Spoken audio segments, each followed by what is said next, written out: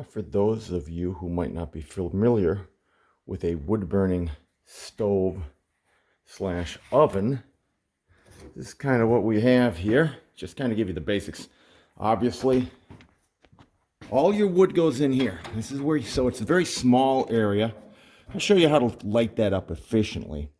Very small area, so it's not like your wood-burning furnace slash stove where you've got a ton of space. So you make the fire a little bit different, and your wood has to be a lot smaller, as I've got a little more like kindling size. This is where all the ash goes, so always make sure it's empty. When you're done with it, pour it in the ash pit and close that up. The oven, it's not a huge oven, but it's enough to cook in. I mean, you could make a pizza in there, whatever. Cook some bread. It's just gonna take a little longer. Remember, it's not the same heat.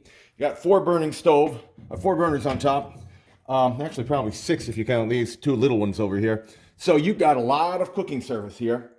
Let's see. This is you can keep things warm in these things. These are basically trays. It's kind of like keeping things warm.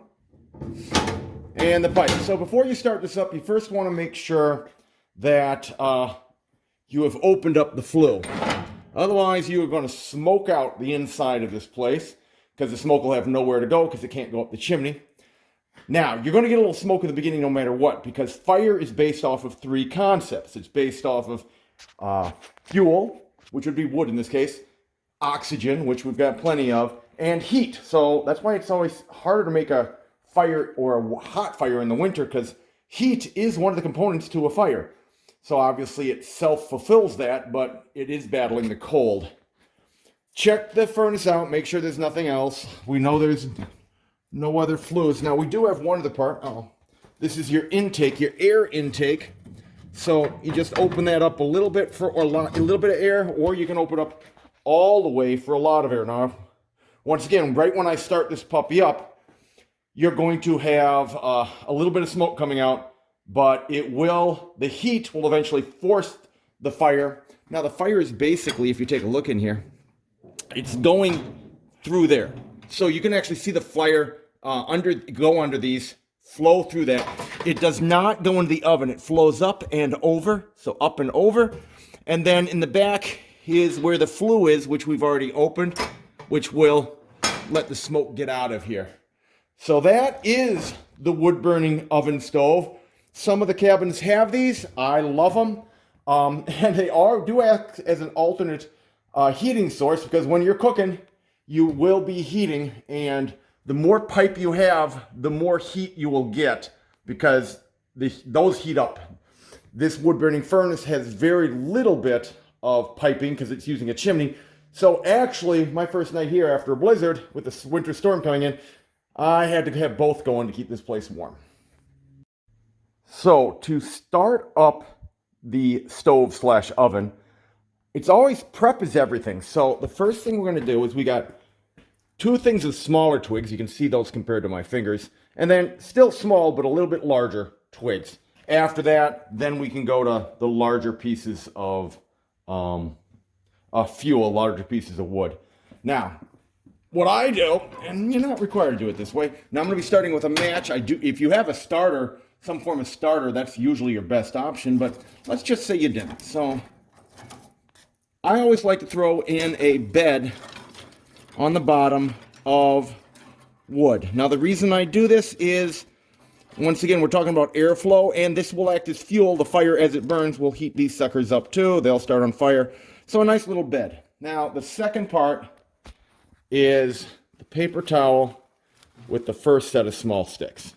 Now, just put that in there nice and easy like that. Now, that little bit of paper towel, toilet paper also, you don't want to crumble it too tight. We've got airflow underneath. It's going to go enough to get those twigs going. If I can hold the phone with one hand and light a match with the other, that's kind of the secret here, because I'm trying to tape this for you. So we'll see if I have the type of skills needed to do that. So I'm going to get it real close, so you're not going to actually see what I'm doing right now. Okay, so I got the match. We're going to just light up in a couple areas. Remember, we have very little space to work in here. So we want that going. Like I said, you will get a little bit of smoke in the beginning. There's no way around that. Now, we're going to take the second batch of twigs. I don't want to put them all at the same time because I have such little space to work in there that my hand could knock what I have, and I don't want to knock what I'm working in and put the fire out. So let's get them in 2 batches. We just need to get wood in there. There we go. So, like I said, you're going to get a little bit of smoke coming in the beginning. Now, I'm going to close this up right now. You saw your smoke coming through the first burner. There's no way around that. The fire has to get going well enough. So we're not going to worry about that. So I'm going to close this up for just a little bit. There's enough air in there. I'll open this up a teeny bit. Just a teeny bit. And let's get that going a little bit. You can actually see the flame in there through here. I mean, actually, I could lift that off and you can see it no problem. Don't do that once this thing is going because that stovetop gets incredibly hot. Hot enough to cook your food, hot enough to boil water. So we do not want to touch that. So we're just giving this fire enough time to get going. See how we're doing in here.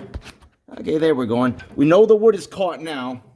So this is a good thing. I'm just gonna move it just the teeniest bit. When I say just the teeniest bit, I am talking the teeniest bit because you knock all that over and the wood isn't going well enough or hot enough that you can guarantee that you won't put it out. So you notice I'm just putting in one of these sticks in at a time. That one fell off to the side. Not worried about it because I have enough prep work here that I should be able to get all these in just one at a time, not in a hurry.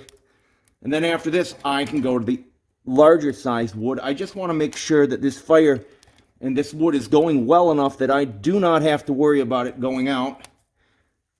Not that that's the worst thing in the world. I can always start another one. But it makes a lousy video. Okay, you can already see there's less smoke coming through now as the heat of the flame is actually pushing the smoke through the flue. You can see it actually, if you look to the right, you can see that that's where the smoke direction is going. So I'm going to close this up again. And I'm going to open this up all the way. Once again, we'll get a little bit of smoke, but I just want to get a good airflow in there.